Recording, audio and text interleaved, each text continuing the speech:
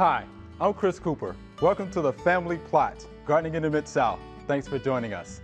As the temperature gets cooler, it's time to start planting for fall. So we're going to give you some ideas for things to plant that not only look good, but taste good too.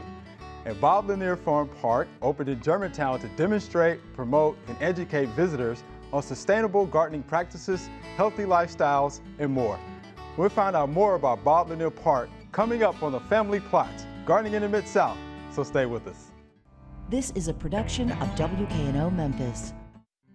Production funding for the Family Plot, Gardening in the Mid-South is provided by Goodwin's Landscape and Garden Center in Germantown since 1943 and continuing to offer its plants for successful gardening with 7 greenhouses and 3 acres of plants, plus comprehensive landscape services.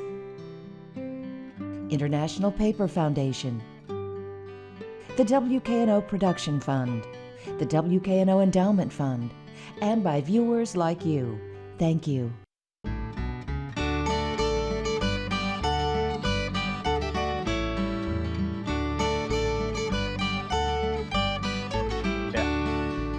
Hi, welcome to the Family Plot. I'm Chris Cooper. Joining me today is Ms. Janet Carlson. Ms. Janet is the horticulture specialist at the University of Arkansas. And Michelle Johns is here. Michelle is the program and development coordinator of the Bobby Lanier Farm Park. All right, first up, we have a viewer email, Ms. Janet, and this is from Mr. Clarence. He writes, "Dear Dr. Cooper and Family Plot, earlier this summer, I found some weird purple flowers on a vine and wanted to know what they were. I Googled it and found out it was a passion flower vine, but a friend called it a maypop and said you can eat the fruit. Here's a picture of the fruit. I want to know more about it, if it's safe to eat, and how will I know when it's ripe?" They are safe to eat. They are safe to eat. They're loaded with seeds, though. Yeah, so very seedy. They're really kind of a pain to eat. But you can take it and you can pulverize it, get the juice out. It makes good juice. You can also plant it and get more flowers. I grow it as a flower. I think it's pretty. And there are some parts of the state that it can actually get a little bit weedy. You know, it can take over a little bit. But they are edible. And you know it's ripe when it's green, starting to turn a little bit to the yellow, and it's firm. If it goes too far, then you're going to start having more seeds, and it's going to be not quite as ripe. Have you tasted it before? I have not. Oh, I have. Yes, they're very good. But you know, the thing is you cut it in half, and then you kind of put all that pulp with the seeds in there. It's sort of like doing sunflower seeds. You know, you have to spit out the seeds as you're doing it. So, done it a couple of times. Probably that's all I'll do. So again, it's ripened when the skin is wrinkled a little bit? It's starting to go a little bit. It's not that bright green. It's starting to get a little bit darker right before it maybe goes to that yellowish a little bit. Okay. And then you can harvest it, cut it in half. You've got all that pulp inside, but again, loaded with seeds. Wow. Didn't think about that, but yeah, it's very seedy. We did. It is very seedy. Didn't know that. And it is sweet too. Okay. Well, look, what do we need to do for the fall as far as planting?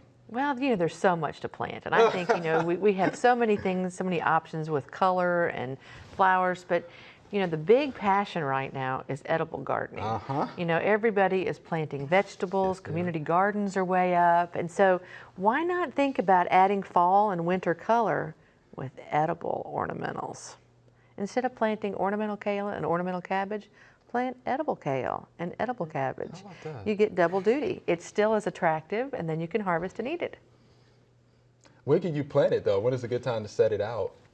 Actually, you can start planting kale and cabbage plants in August and September, but you can still grow seed. Now, kale is really hardy, so you can go ahead and plant it from seed right now, and you can have it. Last year in my garden, I had kale and bok choy and broccoli, and it overwintered. And in Little Rock, we had 9 inches of snow on Christmas Day. Wow. And I had them all. I did not do any season extenders. They were just out in the garden, and they did great.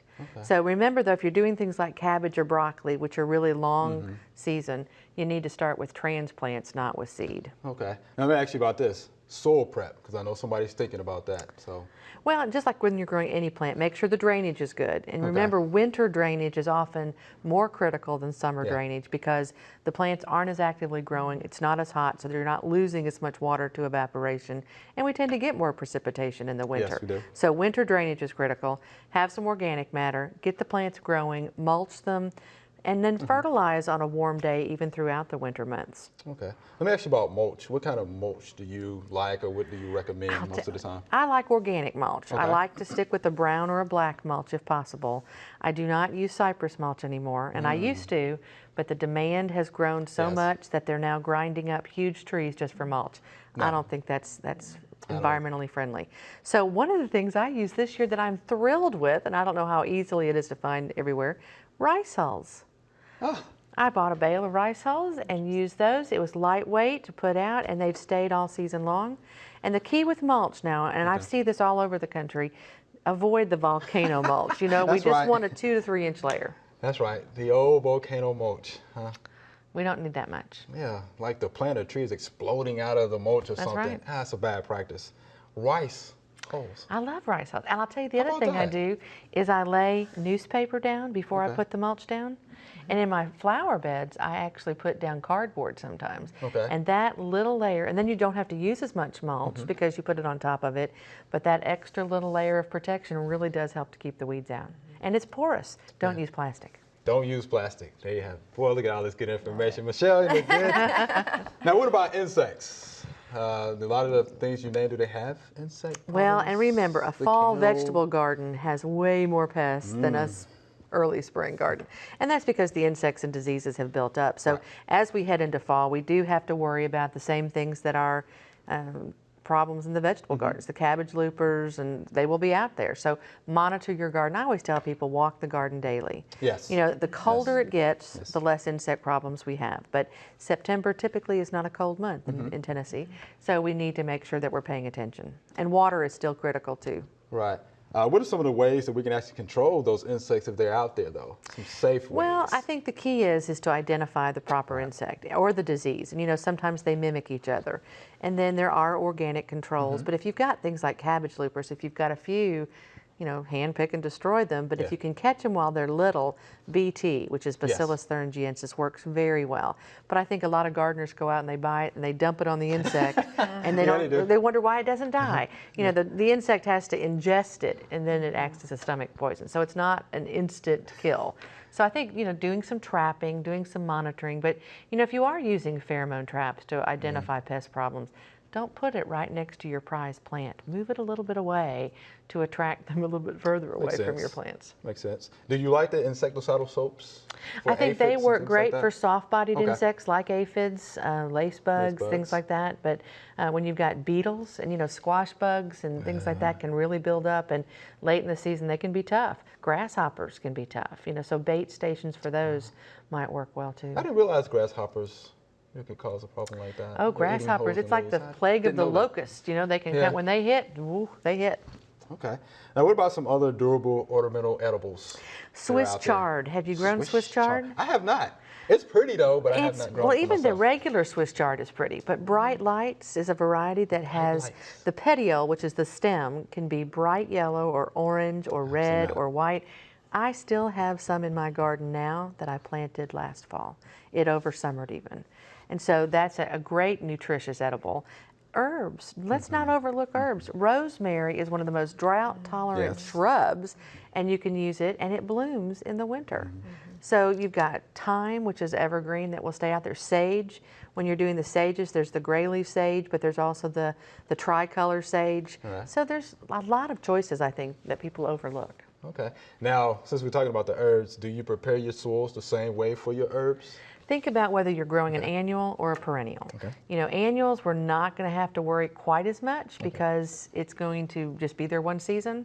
But if it's something that's a permanent addition to your garden, you really want to look at that. And I talked about drainage earlier, but if you're doing the herbs, especially the Mediterranean things Right. like thyme or rosemary, it needs a very well-drained, drier site. If you put those in a wet area, They're they're gone. gone. Yeah. So you have all of these in your garden at home. I do. In fact, I have a lot of edible landscaping, and I always have herbs in my garden, you know, and I have lots of, my vegetable garden, though, is in the front yard in a raised bed, so, and it started a trend in my neighborhood. So now everybody has the vegetable garden out front. Well, we have all shade in the backyard. The only spot I have sun is the very front corner, and it's been a great fun. And I produce a lot in a bed about this size. So it can be done. Oh, yes. Good deal. Michelle, do you have a garden at home? Do you grow a lot of these things that Miss Janet has been talking about? I do, and I had an aphid problem with my okra this summer, and I read about it in my Rodell's Organic Gardening. I thought, okay, what am I going to do about this? They're taking over, and it just recommended to spray with a water hose. You've got to use a pretty powerful spray, and of course people say, oh, well, you're going to spray the plant off. You're not, and it works. You have to go out there and do it pretty often because you're using such a natural method, but it works. And so I've enjoyed that. And I actually was a bad gardener this year in that I planted way late. And so my cucumbers just started coming in 2 weeks ago.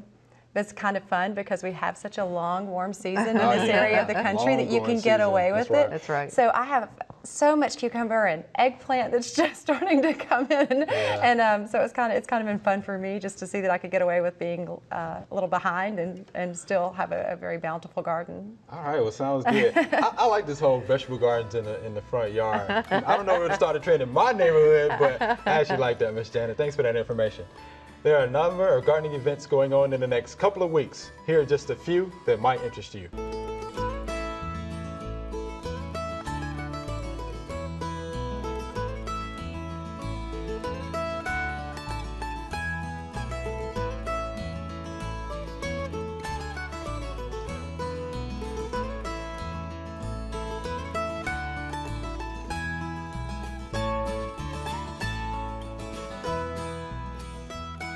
All right, Michelle, let's talk about Bob Lanier Farm Park. Let's talk about the operations. All right. Well, operations. First of all, the whole premise of the park is to be an education and demonstration site for sustainability, which means so many things. First you need to demonstrate what sustainability means. How do you feed yourself? Where does food come from? Which has really, we know, in our country been a lost art. And so it's kind of fun to see that community gardens are on the rise and people are interested again in growing their own food and knowing where their food comes from. But there's so much more to sustainability. You know, there's capturing rainwater. There's a little bit of beekeeping. Everything. I mean, my goodness, solar power and energy. And so how do you educate and demonstrate? The scope of the operation really is to kind of include all of those elements and bring them all together in one location. So we have a community garden. Okay. And we've partnered with our Future Farmers of America programs at the local high schools to kind of bring those students in and allow them an opportunity to do some beekeeping and raise goats and sheep and kind of, be a little bit of an education site there. And we do garden talks at the farm park. So we bring teachers out, master gardeners, or just local educators come out and teach classes to the general public, and we kind of take that elementary approach. Here's how you start to finish. This is what you can do, and try to make it easy so people know that they can go home and plant a raised bed in their front yard if they want to, and it doesn't seem so overwhelming to them. And then we've got programs for our elementary age students. We're trying to reach everybody from preschool all the way to the adults and bring everybody in and engage the public. And you can also just come out and tour the park. Oh, this is what a garden looks like. Okay, this is what it looks like to do some beekeeping and to raise sheep and have some chickens in your yard. So it's neat. So that's really the scope of the operation. Okay. Now let me ask you this. Sustainability is a hot word today. You hear that all over the place. Can you tell us a little bit about the history of Bob Lanier Park? Yeah, our city was able to acquire this 10 acres of land. Okay. And instead of putting in another baseball field or tennis courts or dog park, there was a lot of discussion, like, what are we going to do with this 10 acres? Can we have more soccer fields? Baseball teams wanted more baseball fields tennis courts. And great, because all of that is physical activity and really good for you. But we kind of put out a survey to the community and said, hey, here are some options, and community garden was on that list, and it won. So the community kind of said, hey, that sounds like a great idea, let's do that.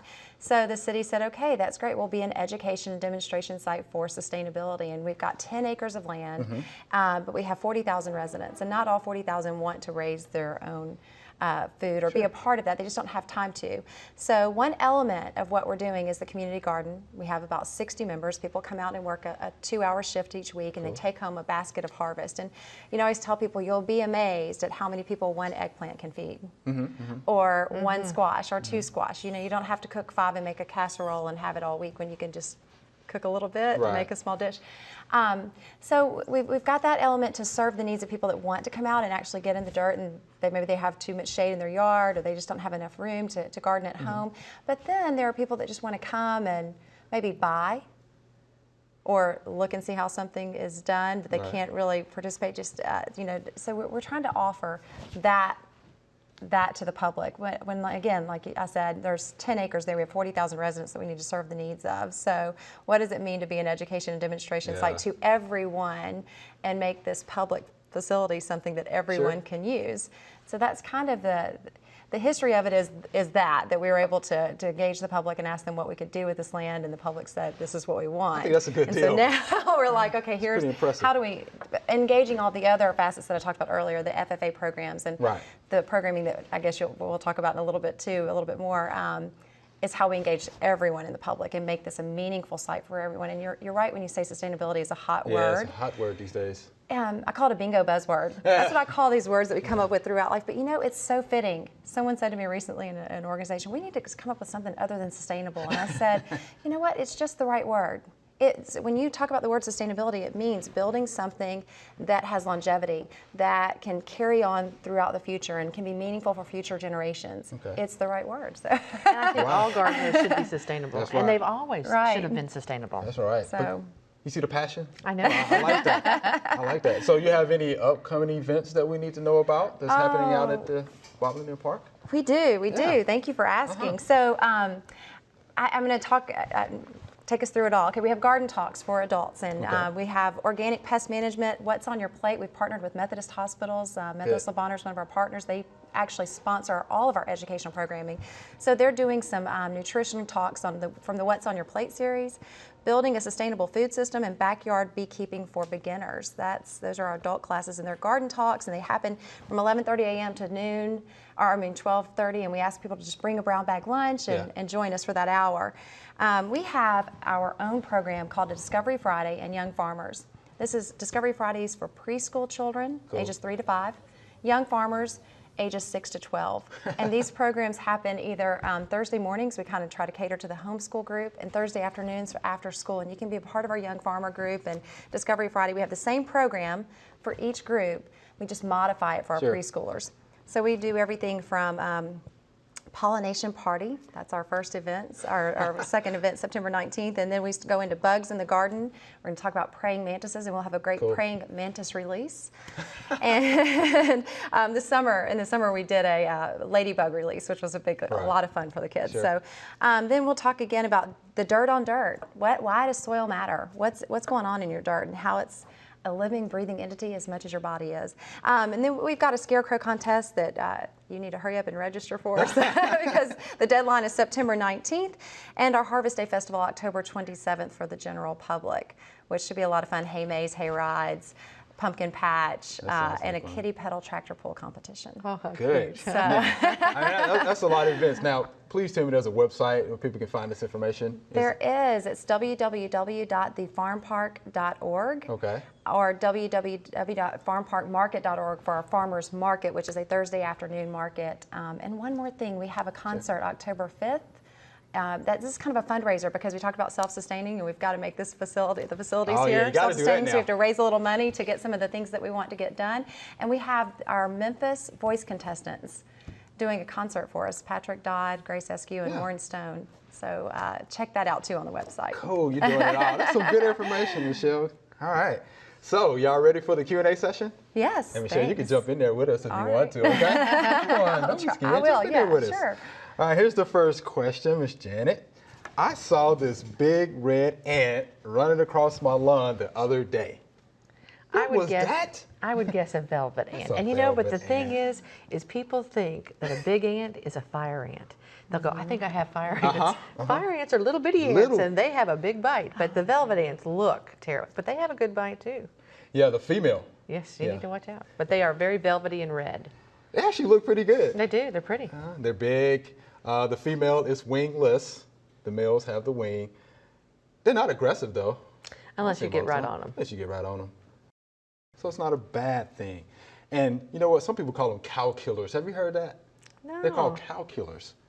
Never heard, anything never about heard them that. killing cows, but, it's one of those myths, cow killers. No. Okay, here's the second question. Squash bugs are taking over my vegetable garden. Miss Janet, how do I control them? Do you have those in your vegetable garden I out have front? not. I have not. I also didn't have honeybees, so I had to pollinate myself. okay. But what I would recommend this late in the year Okay. is go get a cantaloupe or a watermelon Okay. and eat it. And when you're finished with the rind, save the rind, and at night go out there Okay. before dusk and put it down. Here's your squash plant. Put it over here. And the next morning, you will wake up first thing in the morning, and it will be loaded with squash bugs or stink bugs, and then throw it away. The next day, do the same thing, but move it a little bit further away. They're going to go after that much more than they are your plant, and eventually you can eradicate them. Well, that's a different approach. Awesome. I love that. But this late insecticides are Yeah. tough to use, and you'd have to use so much of, and you're harvesting. Right. And you've got to really be careful because you do want those bees, and a lot of those insecticides will hurt that. Yeah, we'll hurt the bees. And something else too, scouting. You want to make sure you look on the underside of those leaves for those eggs. Or on the upper surface Or on the upper sometimes. They're not surface, the brightest yes. insect. Bronze-shaped eggs that look like a small football. And shiny usually, and they're in clusters on They the look top. metallic looking Yes. almost. Yeah, squash those things. I think you'd be okay. But yeah, get out there and scout. Practice good sanitation. You don't want to leave the crop debris on the ground, things like that. Get that out of there because they overwinter on that stuff. But Yeah. I like that approach. It works too. It's a different approach, and it works. All right, here's our next question, which is a good one. How do I come up with a good garden plan? Well, I do you think, think? are we talking vegetables or are we talking ornamentals? We think Let's vegetables? talk both. Okay, Can well, we do both? well, and the main thing I'd think for vegetables is figure out what your family likes, but you also need to know, and I think that's the strength of Extension, is us giving people the information so they can have success. Sure. Because I was talking with someone this year, and she goes, I'm going to have my first vegetable garden, and she went out in June, and I said, that's plenty of time to plant, but she planted tomato and pepper seeds. I bet you she's just now getting flowers. So you need to know if you need to start with transplants Transplants, or if yeah. you need to start with seeds. And then man. know the seasons to plant. Know that you put the shorter things to the south, the taller things to the north so they don't shade them. And then practice crop rotation. Don't Yes. plant the same thing in the Yes. same spot for 3 years. But then plant what your family will eat, but add something new. You might find a new favorite. With the flowers? Yeah, with flowers. With flowers, I think, again, I want color year-round, so I want to have do too. something blooming all the time. You also don't want every color in the rainbow. You want to try to go with a plan. It looks like you've done something. So get, 2 or 3 colors that harmonize, or even a solid color, Yeah. and have that go in there. But make sure that you have the seasons extended. And if you've got like a perennial that blooms in the spring, make sure that the annuals next to it harmonize well together. All right, let me write this down. Note to self, not every color under the rainbow. Oops, I do that. I'm sorry, Miss Janet. But something else too, there are a lot of garden tours out there. Oh, there's tons of them. Go on some of those garden tours and see what your neighbors are doing or see what people across town are doing. I think those are pretty And good. become a master gardener. There's lots of good information in that program.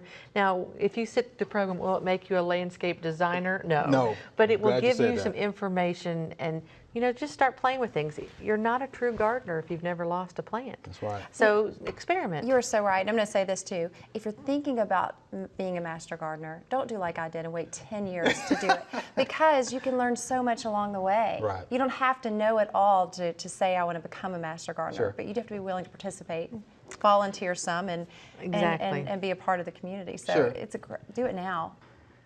And I'll be one officially you'll be next one, week. yeah, I'm you'll be one an pretty intern. Soon, yeah. Actually. And you're excited about that too, right? I'm so I like excited that. about that. But I do wish I found myself throughout the whole course thinking, why didn't I do this sooner? Okay. Last question, real quickly. Okay. What conditions are best for growing boxwood? Boxwood need good drainage. Good drainage. Yeah. In sandy soils, they are actually susceptible to nematodes, which you probably don't have a lot here. We don't. But they will actually grow in full sun to total shade. Okay. They will Total shade? Total shade. I Okay. have one in total shade. The thing is, they're slow growing to begin with, so in the shade they're going to be even slower. Know that if you want those formal shapes that some people want, any pruning of a boxwood needs to be done as early in the spring as possible because they hold all their foliage on the outer edge. Yeah. If you cut them back, they're dead-looking sticks on the inside, so you need to get it done quickly so they can bounce back and fill back in. I see that a lot around the landscape here with the boxwood. You mean you don't like the meatballs? I hate the meatballs. Come on, Jenny, I like you a more don't the natural meatballs. shape. I do. Come on. Yeah, but you got to get in there and prune it out. Are there any pest problems that we need to be concerned The about with box nematodes squirrel? is one of the biggies sometimes, and then they'll sometimes take on a little bit of a bronzish look during the winter. Sometimes that can be real permanent stress, but often that's just their natural winter color. So just make sure that you water if it's really, really dry in the winter, but don't worry that much about the bronzing. Don't worry about that. Good information. That's all we have time for today. Thanks for watching. Don't forget, you can watch past episodes of The Family Plot online. Just go to WKNO.org and click on KNO Tonight. And be sure to follow us on Facebook and Twitter. I'm Chris Cooper, and be sure to join us next time for The Family Plot, Gardening in the Mid-South. Be safe.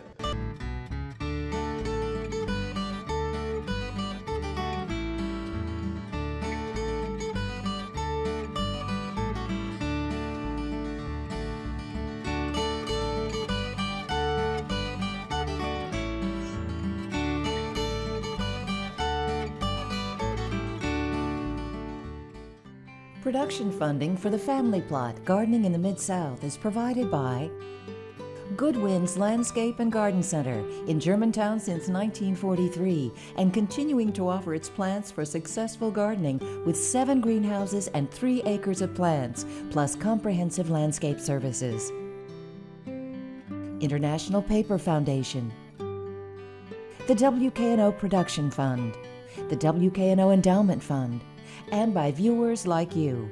Thank you.